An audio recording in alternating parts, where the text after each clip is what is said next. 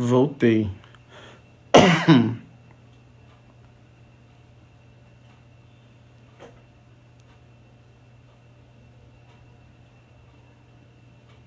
Voltei.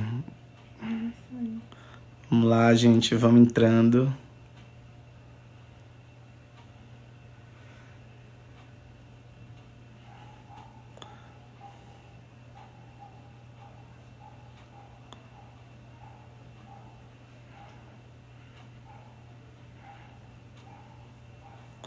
Vamos entrando, gente. A gente teve um probleminha na conexão. Eu resolvi derrubar a live e voltar pra gente ver se fica melhor. A galera tá entrando. Convida o time. Convida o time pra entrar. Aí nessa setinha, clica nela, chama todo mundo e aperta aí nos coraçãozinhos pra chegar mais gente com a gente. Fabrício entrou com a gente. Davi tá aí, Milena também, Rosana. Meu áudio tá melhor? Obrigado, Denise. Iuna entrou aí com a gente, Paula também. Vocês me ouvem bem, né?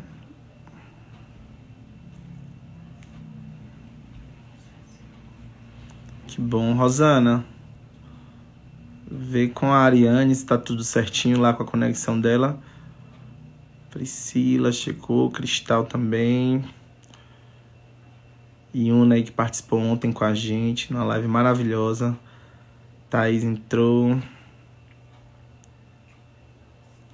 Rosana, vê se a Ariane vai conseguir.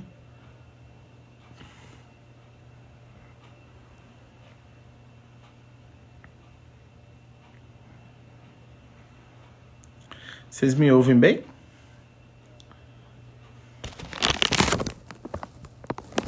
Não tá me ouvindo? Vocês me ouvem? Desliga o Wi-Fi, vocês duas. Não tem Wi-Fi, não?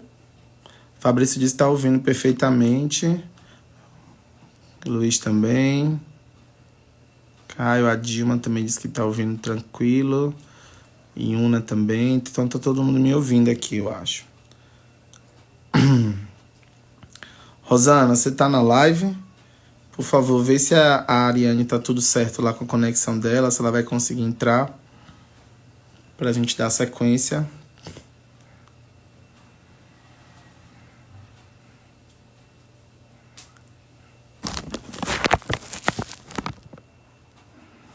Vê aí com a Ariane, Rosana. Aqui, a Ariane entrou agora de novo. A Adriana entrou aí com a gente.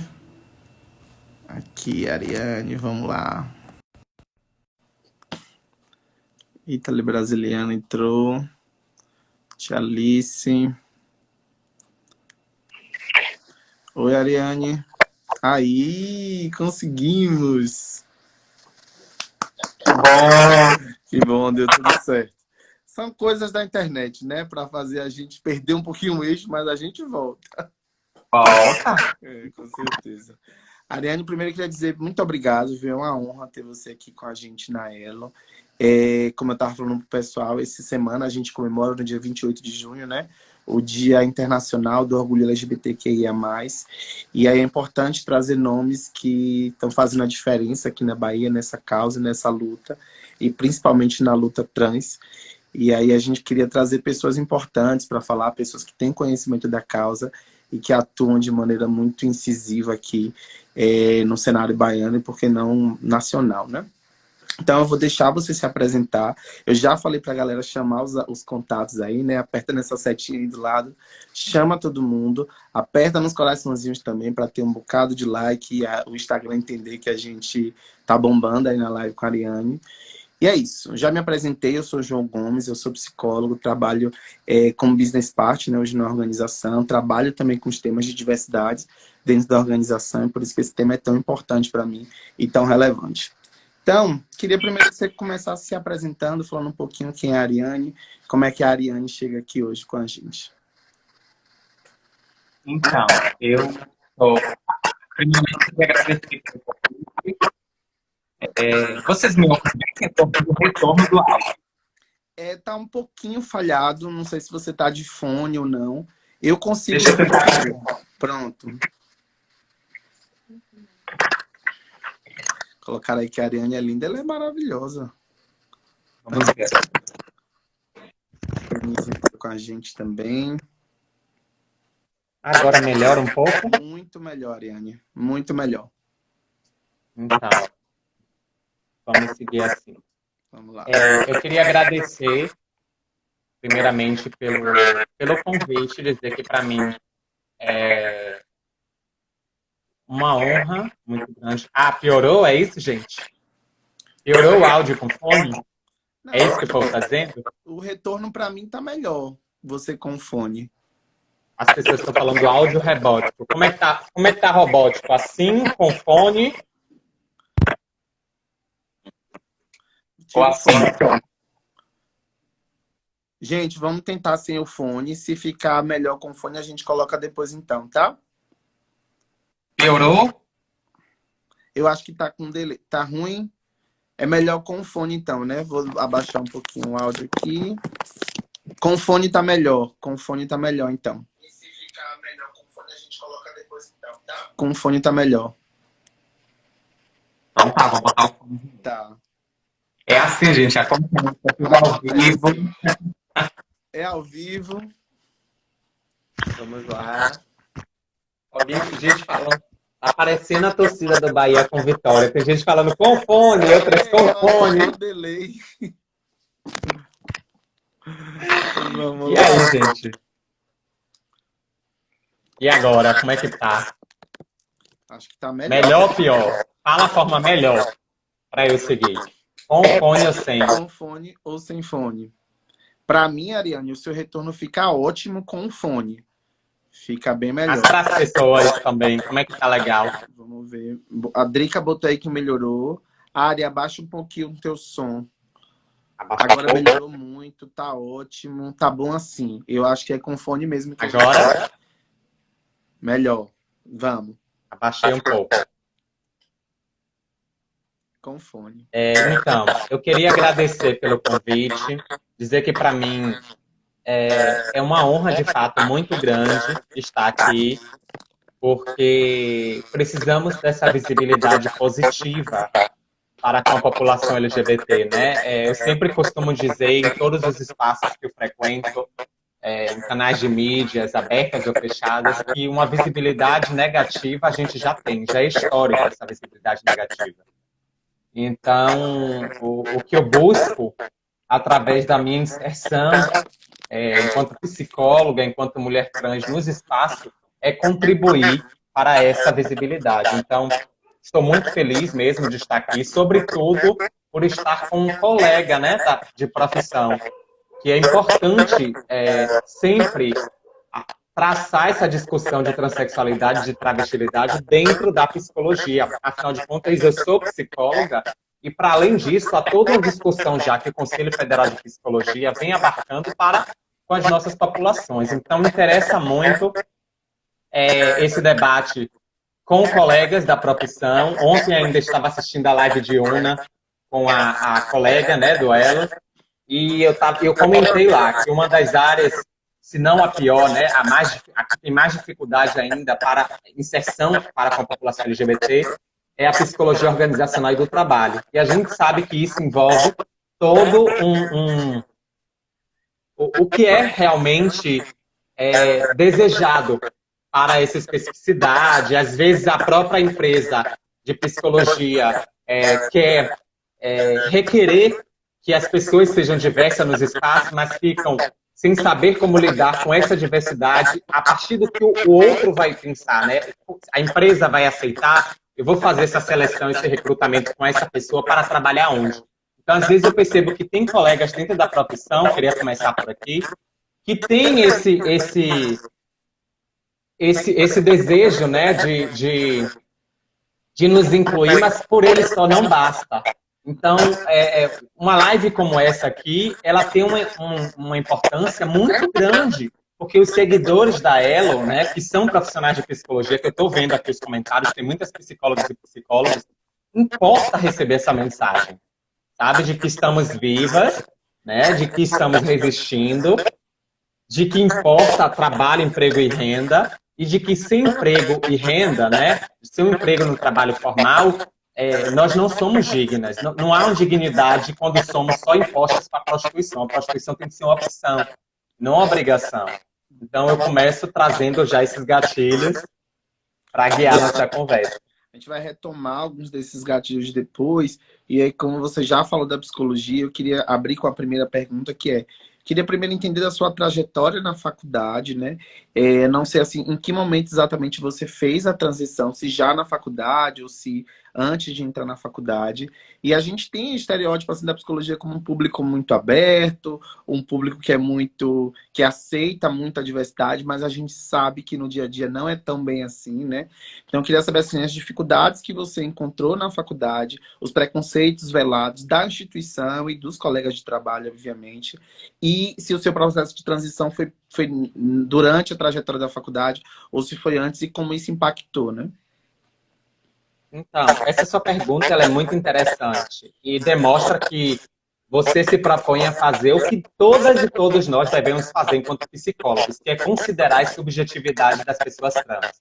Não dá para pegar uma pessoa trans especificamente e dizer que ela representa todas as pessoas trans, porque nós temos subjetividades e histórias de vidas diferentes, né? Então, se a gente pensar, por exemplo, que a transexualidade para mim veio muito cedo, né? Ainda no ambiente familiar, em que eu fui expulsa de casa, né? Pelos familiares, tive que fazer prostituição, viver na prostituição dos 13 aos 17 anos de forma compulsória. Isso não é legal para ninguém, né? A gente precisa ter essa opção.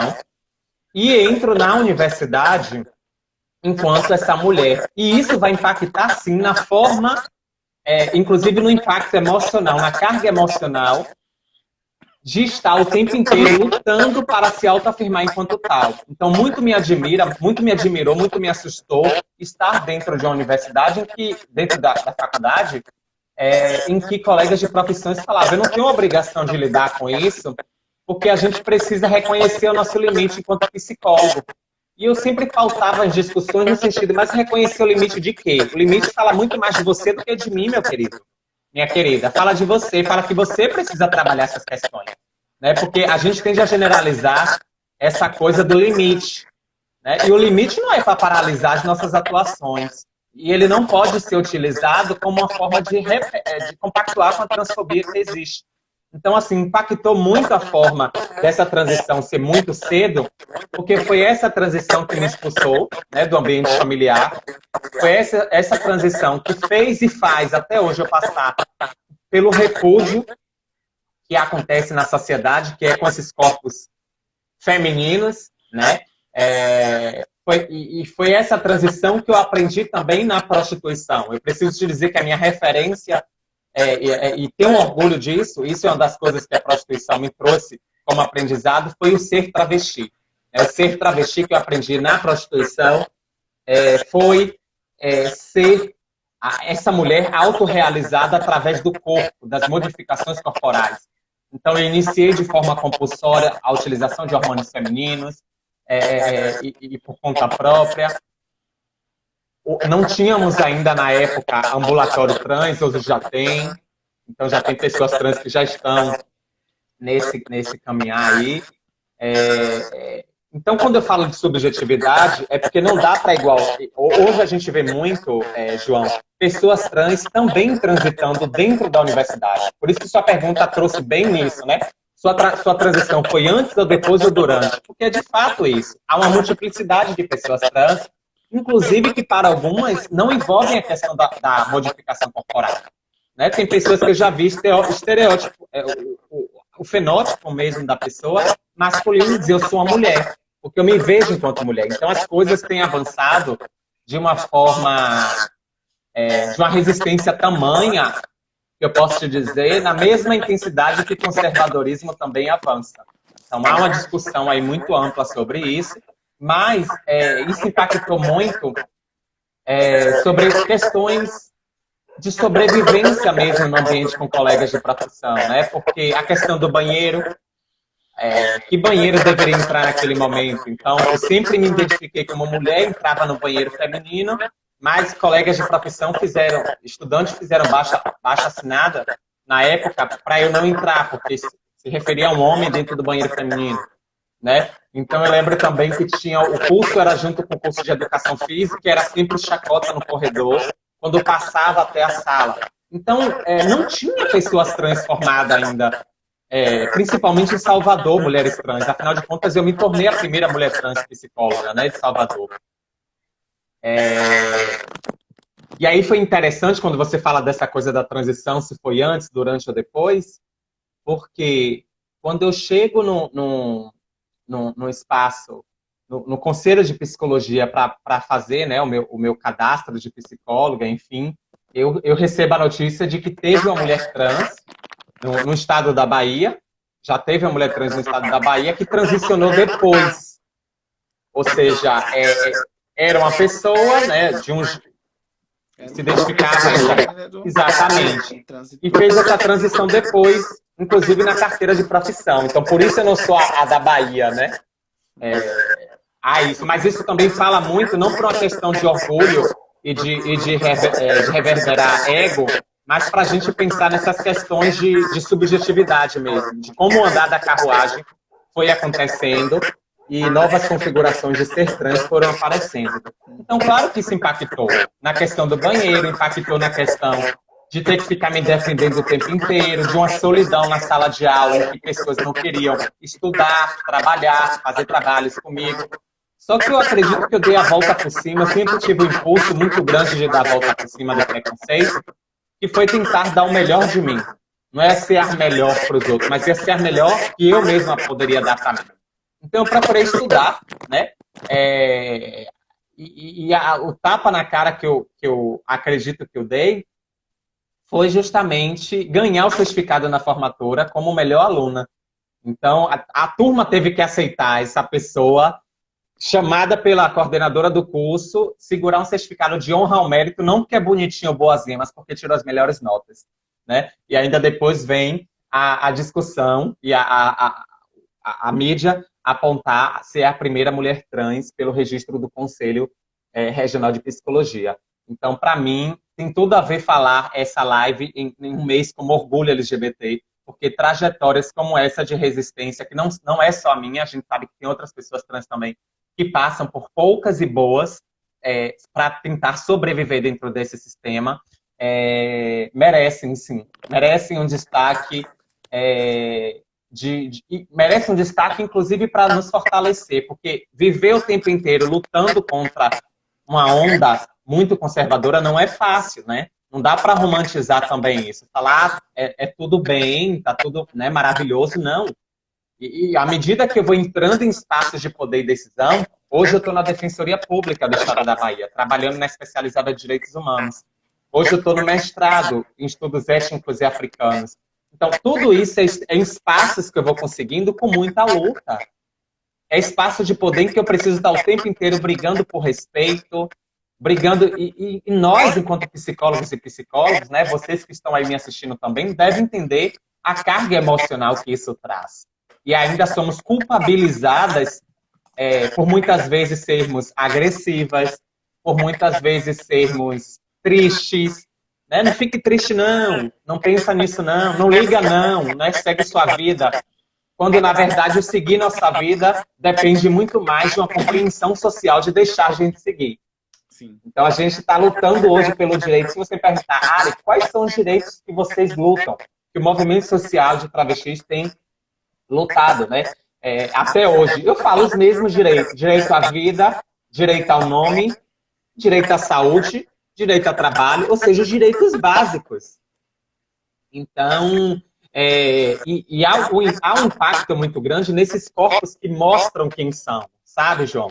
Porque o meu corpo é político. Total. Quando eu saio na rua, coloco o pé na rua e as pessoas veem essa mulher de 1,85 m, com a voz grossa, né, empoderada, toda cheia de postura, chama uma atenção, por mais que você não queira chamar, né, por mais que você esteja de burca, né, de vestidos longos, ou seja, porque a sociedade tende a não conviver harmoniosamente com o diferente. Tudo que ela percebe que é diferente, ela massacra. E o papel da psicologia está justamente nisso, em traçar, em pensar possibilidades de inclusão, inclusive através de uma reparação histórica, dando oportunidade para essas pessoas, real, concreta, né, para os direitos, mas oportunidades psicológicas também. Quem pode pagar a terapia? Né? Eu estou fazendo terapia, mas a gente sabe que a saúde mental não é acessível para todos. Não. Né? Quantas vezes até um curso de formação, para eu fazer, eu preciso de traçar toda uma organização econômica na minha vida para ter condição de fazer. Então, assim, é difícil se formar e é difícil proporcionar essa saúde mental. Às vezes, na maioria das vezes, para as pessoas que mais precisam. E a gente fala sempre tipo assim, se tivesse uma pirâmide, uma cadeia hierárquica no grupo LGBTQIA+, o grupo trans é o grupo que mais sofre, né? Porque a subjetividade está no corpo, está explícito, né? Então, assim, você ouve muitos relatos de pessoas que são gays, lésbicas, enfim, que no ambiente de trabalho eles escondem essa faceta, né, para serem aceitos e tal, mas uma pessoa que é trans, ela não faz isso, ela não tem como fazer. Não dá pra fazer. A atividade dela está ali, né? Então isso leva uma série de outras repercussões psicológicas, médicas, inclusive, né, para o corpo e para a subjetividade trans, né? Que é muito diferente. Ariane, tiveram algumas pessoas que perguntaram aqui por que você escolheu fazer psicologia, se tinha alguma relação com a sua saúde mental, exatamente qual foi o desejo, ou foi um desejo como qualquer outro? Então, a escolha de psicologia, ela veio em um momento de muito traumas na minha vida, que foi esse momento de tentativa de sair da prostituição. Então, foi um momento em que eu me vesti de homem para ser aceita no mercado de trabalho formal, né? Porque eu comecei a perceber que o problema era comigo. E isso é muito ruim, isso é autodepressor, você perceber que o problema é com você, quando na verdade não é. Então, eu comecei a me vestir de homem para tentar trabalho, né? E consegui. E nesse meio de trabalho formal, que foi vendedora externa de cartões de créditos, enfim, na Praça do Iguatemi, eu conheci uma promotora da Unime. E ela falou, venha fazer um curso, venha fazer o curso do vestibular, você pode passar. A minha baixa autoestima era tamanha que eu dizia para ela que ela só poderia estar me enganando. Ou querendo fazer fraude comigo, algo do tipo. Quer dizer, eu quero trazer isso porque eu sei que isso representa a história das travestis e mulheres trans. Essa baixa autoestima é uma consequência dos direitos que têm sido tirados historicamente da gente. Então eu falava, não vou. Aí ela vem, aí insistiu, aí eu escrevi lá a primeira opção, psicologia, e a segunda, direito, foi administração, não recordo muito bem. Mas a primeira foi psicologia. E psicologia, para mim, nesse primeiro momento, de fato, foi como perceber, estudar uma ciência que me pudesse também ajudar na questão do autoconhecimento, né? Porque acho que são perguntas básicas de todas as pessoas, independente de ser trans. A gente chega em um momento que passa por isso, né? Quem eu sou, para onde vou, de onde vim, qual o sentido da sociedade, por que as pessoas funcionam assim, com determinados mecanismos psicológicos de fazer outros sofrer, né? Enfim. Então, ela iniciou muito nessa questão da autodescoberta, só que no decorrer do curso eu fui me apaixonando, encontrando que é uma ferramenta que eu posso utilizar para ajudar outras pessoas que passaram pelo mesmo histórico de vulnerabilidade que eu passei. Então, foi tornando-se mesmo aquele instrumento de sonho de trabalho, né? Foi sendo trabalhado gradativamente. Justamente percebendo as dificuldades, como eu falei, de ter esse acesso. Eu comecei a fazer meus processos de psicoterapia dentro ainda da universidade, dentro da faculdade de psicologia, e eu percebi o quanto que era difícil. O quanto que era difícil pagar a terapia, o quanto que era difícil, né? Onde eu vou fazer?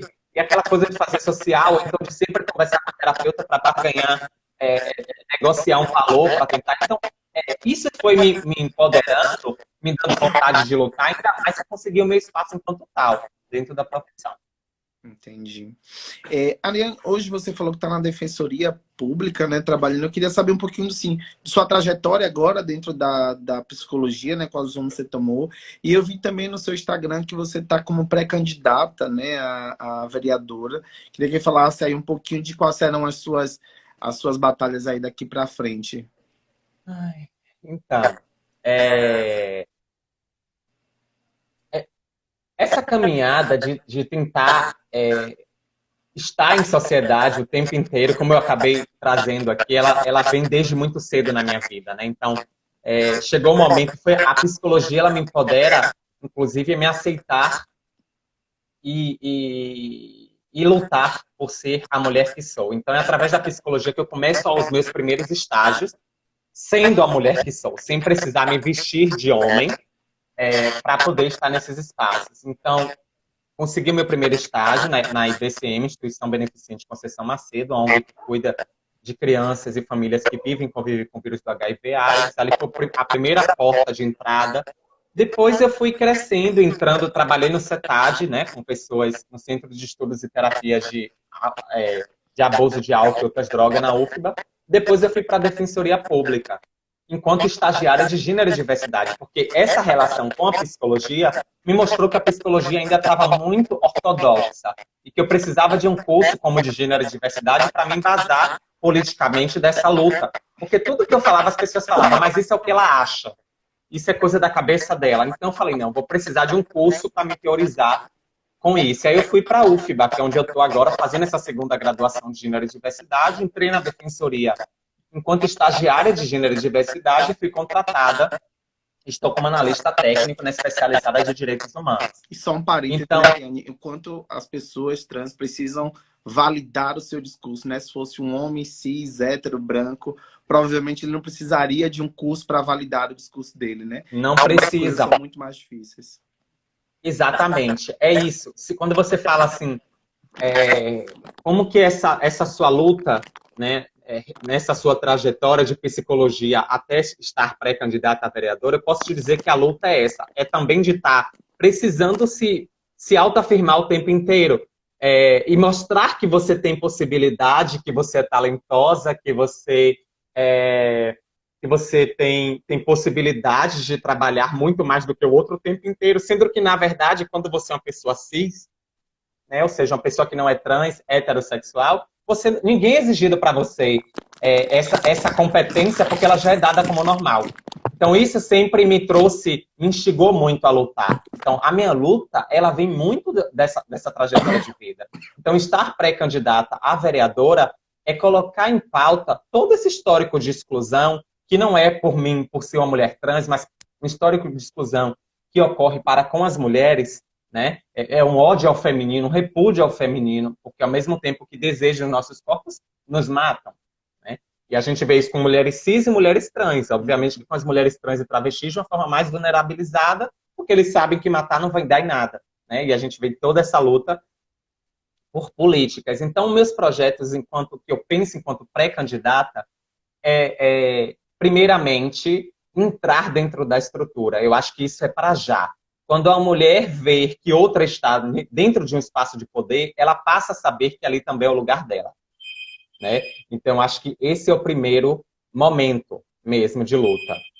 A segunda questão, eu acho... Nossa, tá tocando aqui, desculpa, gente. A segunda questão que eu acredito é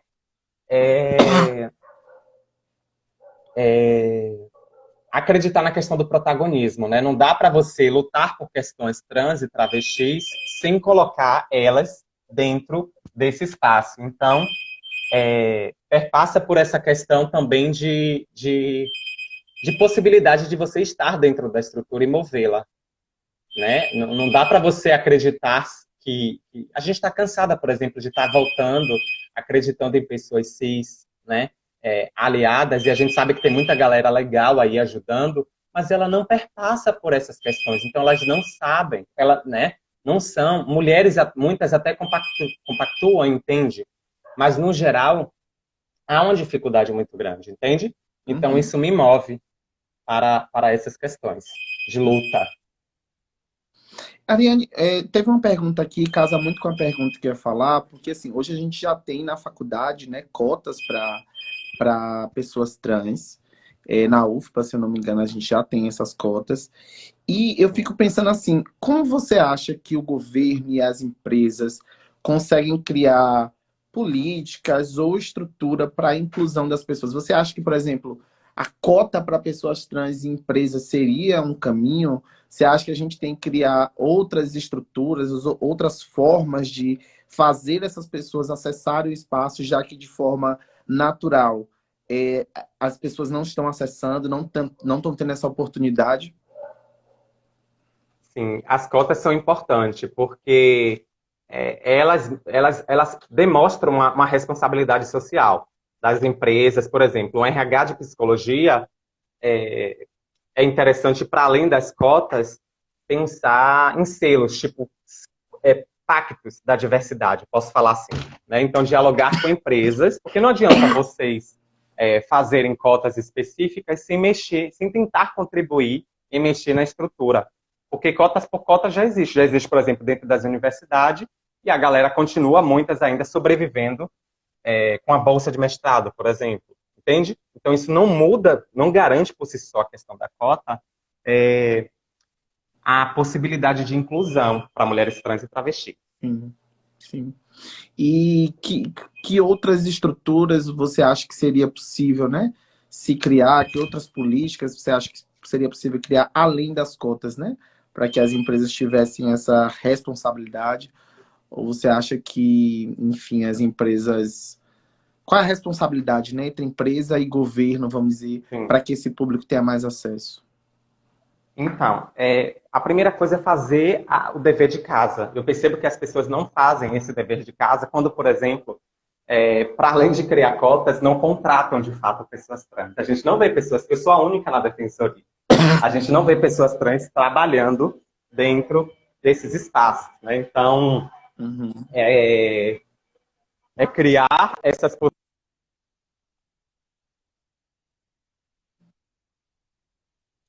Ariane, eu acho que você está indo para o Wi-Fi.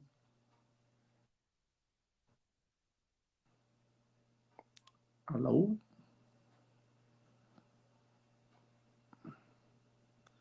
Gente, só um minuto. Ela deve ter ido para longe do Wi-Fi, mas já deve estar voltando.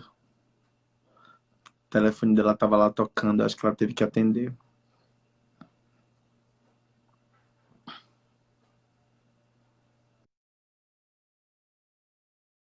Feedback aí, enquanto a Ariane tá chegando. Ela saiu, tá vendo? Daqui a pouco ela deve estar voltando. Vão me dando feedback aí sobre o que é que vocês estão achando, de perguntas que a gente pode fazer mais para ela. Eu tenho mais umas 2 ou 3 perguntas aqui, mas eu acho que seria legal vocês mandarem algumas perguntas aí. Ela deve ter saído por causa do Wi-Fi, mas ela já deve estar voltando. Tinha alguém ligando lá, devia ter alguém na portaria dela e ela precisou atender. Que bom, estão gostando. E perguntas, que perguntas vocês têm aí para a gente fazer para ela? Quais perguntas, né?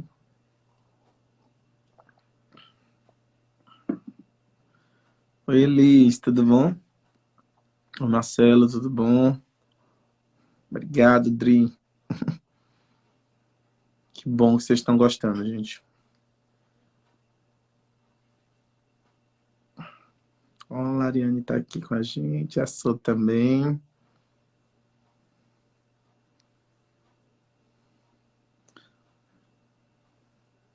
Vamos lá, gente, não deixa a gente não, hein? Ainda tem um tempinho de live, a gente tem mais umas perguntas legais aqui. Ela deve ter tido algum probleminha lá com a internet, já deve estar voltando. Obrigado, Denise.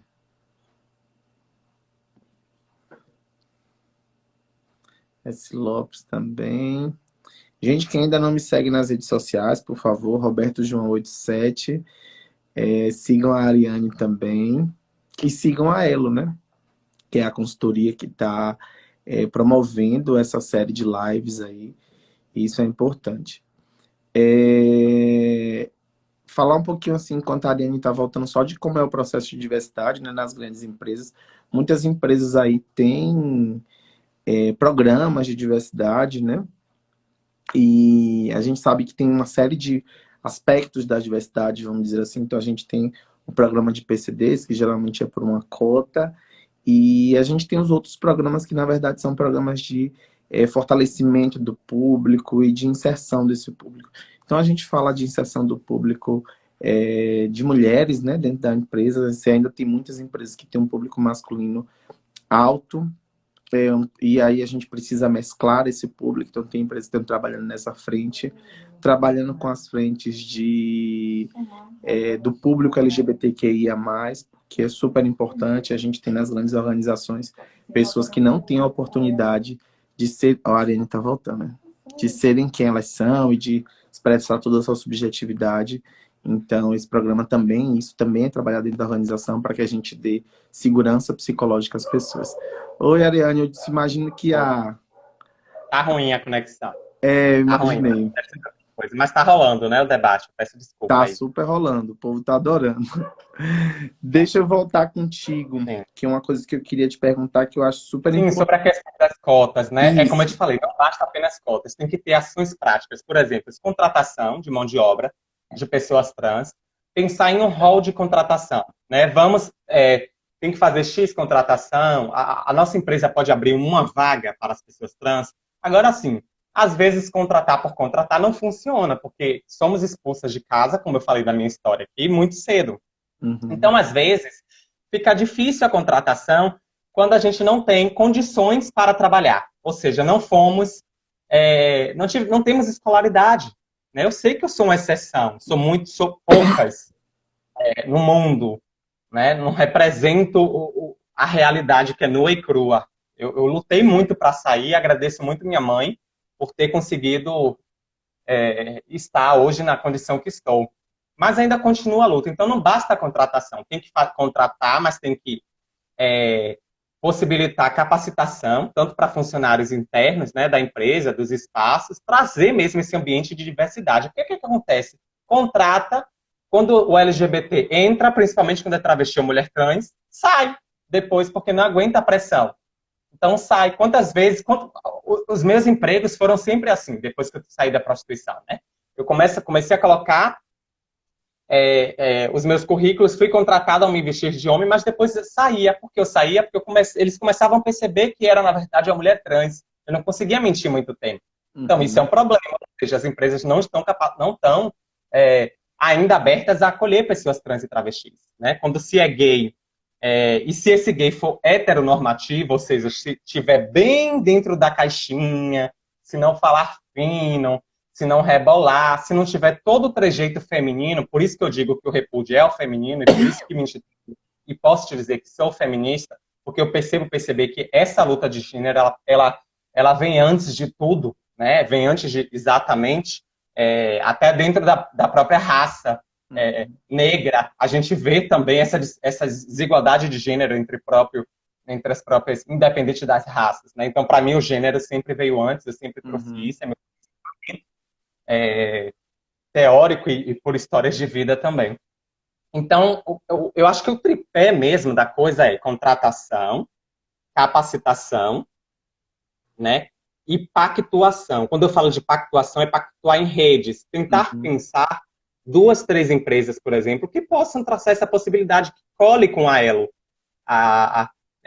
sabe? Que tenha esse sentimento de diversidade. Porque o que a gente acontece? Por que eu estou pré-candidata a vereadora? Porque a gente percebe que muitas pessoas utilizam a bandeira, né? E nós estamos cansadas disso. Ou seja, utiliza a bandeira dizendo que luta, que acolhe, que está ali para apoiar a diversidade, quando na verdade a estrutura não muda. Quando na verdade nada muda. Quando se faz apenas eventos e momentos para orgulho LGBT, né? Mas quando não contrata, como eu te falei, para poder trabalhar, para fazer parte, então aquela lógica, assim, eu não tenho nada contra, né, LGBT, mas deixa ele lá e eu cá. Não é assim, isso não é inclusão, sabe? Então... Além da inserção, né, de fato incluir. E não é só o evento, ou hastear a bandeira, ou qualquer uma dessas atitudes, né? De fato, colocar isso nos valores da empresa, Exato. Tornar isso um símbolo, né? Para que as pessoas tenham segurança psicológica e consigam produzir, expressar toda a sua capacidade produtiva, né, dentro das organizações. Então, eu acho que assim, é ainda uma luta muito grande. A gente ainda não tem cota para pessoas trans dentro das empresas.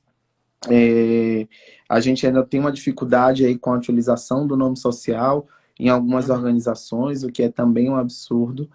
E a gente tem muito caminho ainda, né, para percorrer, eu acho, ainda nesse mundo de trabalho e inclusão aí de pessoas trans enfim, toda outra capacidade das letrinhas lá, né, do nosso LGBTQIA+, dentro das empresas. Você falou uma coisa que eu não queria deixar de passar, que é essa afiliação, porque você, enquanto mulher trans e mulher transfeminista, eu acho que a luta das mulheres trans e a luta das mulheres cis, ela é a mesma luta, né? E Eu pensando aqui acho. de fora, né? São questões que são muito similares. Vocês, obviamente, o público trans, eles passam por uma dificuldade na infância, que é primeiro da aceitação do corpo e de uma Uhum. série de outras subjetividades.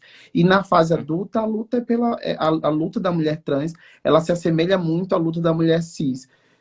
Você considera isso certo, errado? Como é que você pensa essas duas lutas aí que a sociedade trava hoje em dia? É isso. Elas não são iguais, totalmente iguais, pelas questões das especificidades, né? De uma pessoa nascer biologicamente na condição de ser mulher e se entender enquanto cisgênero, e a outra pessoa também nascer, ser biológica também, porque nós somos biológica também, parar com esse papo de que não somos, porque senão parece que nós somos de mentira, né? Uhum. Somos mulheres biológicas, mas não somos cisgêneras, ou seja, não nascemos de um sexo e gênero nos adequamos a ele. Não, a gente se vê de um outro gênero, e por isso que trans, né? Por isso que a gente fala trans, do outro lado, vem do latim. Então, quando a gente se distancia, é por especificidades mesmo, por entender que as mulheres, historicamente, já passaram por um processo também de exclusão, que precisaram de autonomia sobre os próprios corpos, que precisaram estudar, que precisaram ter direito ao voto, que precisaram trabalhar, e que nós, mulheres trans, estamos passando por tudo isso que elas passaram hoje, com muita dificuldade. Hoje ainda estamos querendo estudar, estamos querendo trabalhar, estamos querendo viver, estamos querendo ter o direito de denunciar, porque mulheres trans e travestis, elas não sofrem só de LGBTfobia, de transfobia. Às vezes muitas de nós somos casadas em casamentos vulnerabilizados, por exemplo, em que a mulher trans vai para a delegacia da mulher, chega na delegacia da mulher e fala, não é aqui não, tem que ir para o centro de referência LGBT. Chega no centro de referência LGBT, não tem um suporte também que ela deveria ter para aquilo, porque não é um caso específico, é um caso muito delicado, né? Aí entra na questão do briga com marido e mulher, não mexe com mulher. Então, ela fica vulnerabilizada, sabe? Eu percebo essa vulnerabilidade, inclusive passei por isso já também. Então, eu posso falar a partir dessa vivência, né, também. Então, não dá mais, gente, para romantizar, falar assim, olha, a gente vê sempre mulheres trans bonitas, felizes, e sorrindo, só que isso também é o que a imagem projeta em nós, o tempo inteiro. Então, eu estou aqui para dizer para todas e todos vocês que estão me assistindo, que estão chegando aí aqui agora, né, eu não quero que vejam a Ariane Sena como a lacradora, como a fada sensata, né? A maravilhosa nesse sentido. Chega disso. Eu quero que vejam a Ariane como uma pessoa que representa uma população, que busca por essa possibilidade de inclusão para mim e para a população que represento, que não são apenas mulheres trans, mas cis também, né? Agora também entender que o meu discurso, né, não é de um feminismo, porque há esse pensamento também de que feministas odeiam os homens. Isso não é verdade, isso é uma visão estereotipada. Na verdade, o feminismo ele vem enquanto condição ideológica de pensar a igualdade entre os gêneros, nesse diálogo entre homens e mulheres, né? Então, me preocupa muito essa questão da fake news, né? Do que somos e do que não somos, do que falam que é ser trans ou travesti, do que na verdade nós verdadeiramente somos. E por isso que eu agradeço pelo convite, por isso, porque vocês estão certos de chamar as pessoas trans para falar sobre elas. Não dá para, por mais que vocês pegarem um livro para ler, e se pegar o Google, vai cair em um erro muito grande, porque o Google fala muita coisa errada sobre nós. Né? Tem muita informação distorcida. Então, isso é muito perigoso. Se a gente quer um debate, inclusive, é melhor chamar mesmo, é melhor conviver com essas pessoas. Dizer para todas as pessoas que estão me assistindo né, que a cura do preconceito, ou a melhor possibilidade de a gente diminuir o preconceito e viver em um mundo mais igualitário e mais justo é a informação. É a informação, é a convivência, porque quando a gente coloca como estranho aquilo, fica muito pior. Eu percebo que todos os ambientes que eu chego, eu não sou imediatamente aceita. Eu construo essa aceitação. Isso quer dizer que eu perpasso por toda uma aula de gênero e diversidade, por todo um, um cuidado de lidar com o outro, porque as pessoas não sabem lidar, muita gente, não é pelo fato de querer nos ferir, mas acaba ferindo pela questão do desconhecimento, né? Então chamo ele ao invés de chamar ela, né? Sim, sim. Fico naquela preocupação do que ela é, uma trans e uma travesti, como se isso importasse mesmo de diferença para a gente, porque isso, na verdade, é o que as teorias e a medicina historicamente vem dizendo, que há essa diferença entre trans e travestis, quando, na verdade, a gente entende que essa diferença é apenas política, né? Cada um utiliza o termo que acredita que é mais forte e que lhe convém em determinado momento e espaço. Então, acho que a luta, ela ainda é muito grande, estar por vir, porque, como vai dizer a professora, uma das mais citadas em meu projeto de dissertação que estou escrevendo agora, né? Tenho que defender. Já deveria ter defendido minha dissertação, não consegui pela essa questão da pandemia, e atrapalhou um pouco a questão de campo, enfim, mas vai rolar. E eu queria, inclusive, que todas as pessoas aqui fossem, tá? Se for virtual, que assistam, me sigam, que eu devo defender em breve para assistir, me dê essa honra de assistir. Então, a luta ela é muito grande porque a Berenice Bento ela vai falar que no Brasil o que a gente tem é gambiarras legais, ou seja, toda uma maracutaia de lei, de toda hora um decreto, toda hora uma resolução, e elege vereadores, e elege deputado, que toda hora faz um projeto de lei, só que tudo aquilo, na prática, na teoria, é muito lindo, mas na prática se dá de forma muito fria.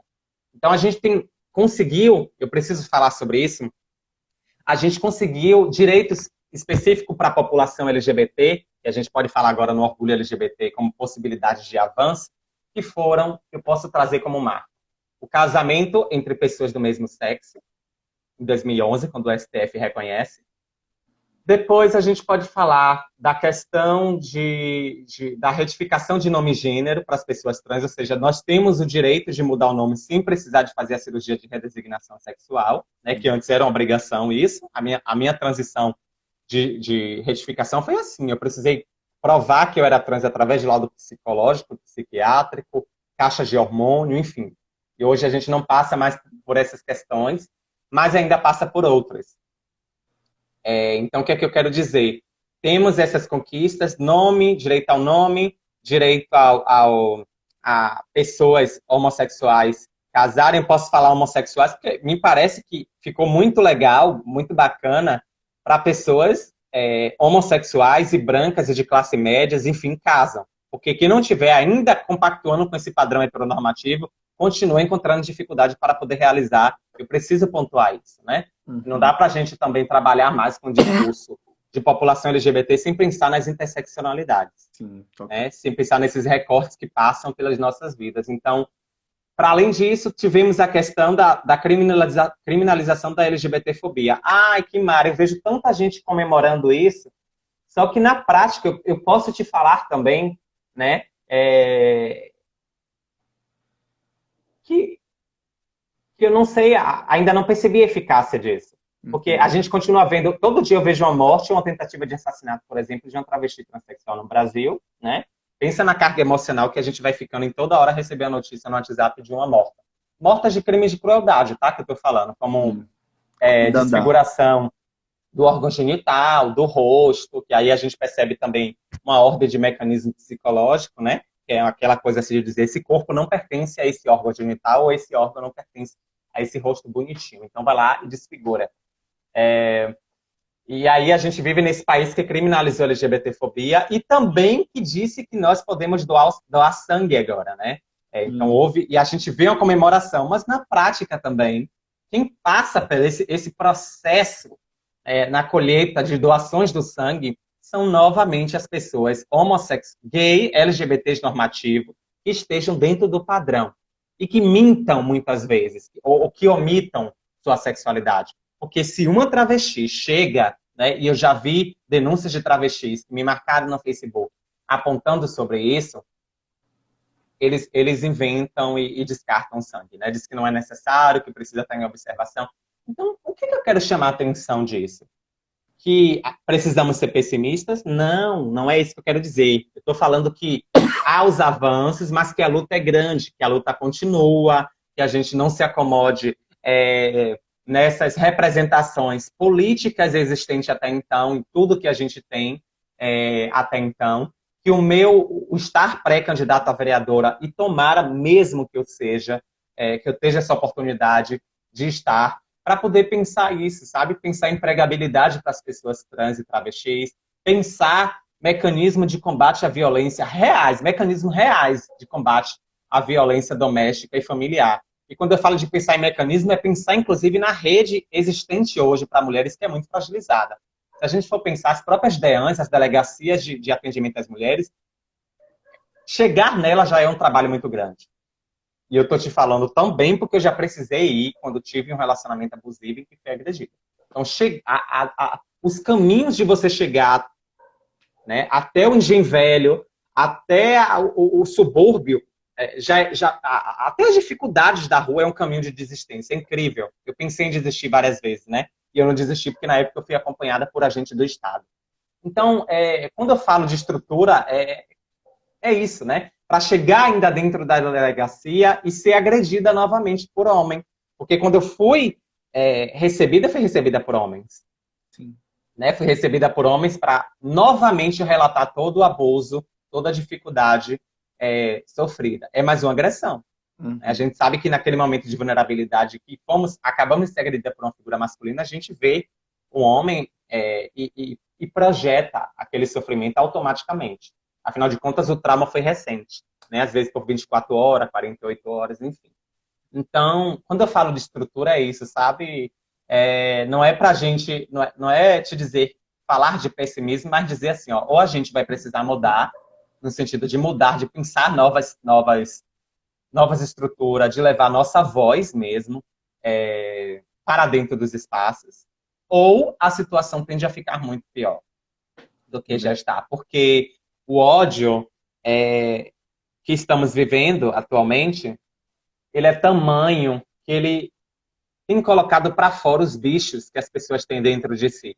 A gente tem um presidente da República atualmente que, né, me desculpa a eleitores ou eleitores de Bolsonaro, mas posso dizer sim que favorece o ódio e que descredibiliza as populações marginalizadas, que são historicamente marginalizadas. Então,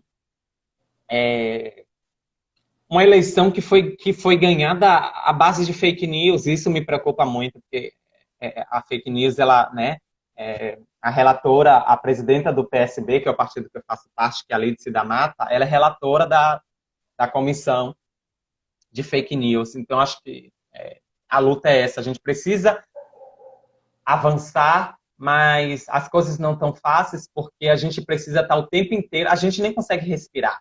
Precisa estar o tempo inteiro tentando se defender dos ataques, mas ao mesmo tempo tentando sobreviver e ao mesmo tempo tentando ajudar as nossas colegas e colegas a sobreviver, sabe?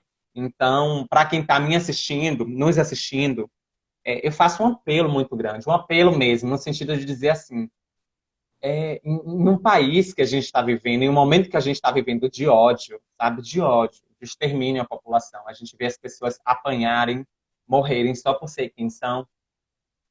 Ter amor é um privilégio, mas que busca esse privilégio.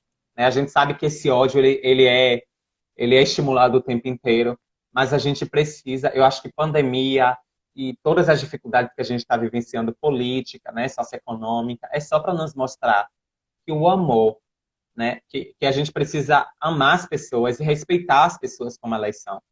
Né? E isso não é revitimizar as pessoas, não, é incluí-las, é ver como seres humanos como a ti mesmo, né? Perceber que ela tem direitos e deveres como a própria pessoa. Então, me preocupa muito, está acontecendo toda essa conjuntura de dificuldade, de pandemia, de vírus invisível, de toda hora uma informação, e as pessoas não se solidarizar com as outras. sabe? A gente vê as travestis e mulheres trans, elas continuam fazendo prostituição, mesmo nesse período, passando por mesmas dificuldades, mas não deixam de fazer pela questão do que precisa, e ainda assim são agredidas por vizinhos, moradores locais, que querem mandar elas ir para casa. Vai para casa, não está vendo a pandemia, não? Quer dizer, ir para casa e comer o quê? Viver de quê? Então, me parece que não há escolha, né? Ou você morre na rua fazendo prostituição, ou você morre de fome em casa. Então, é sensibilidade, sabe, gente? Não é privilégios, a conversa não é sobre privilégios, não é sobre favorecer uma população e desfavorecer outra, nem é sobre se vitimizar, né? Eu precisei trazer toda essa história minha, porque eu sei que ela representa uma história real de muitas mulheres trans e travestis. Quando a gente fala, hoje a gente já tem mulheres trans e travestis, isso me incomoda muito.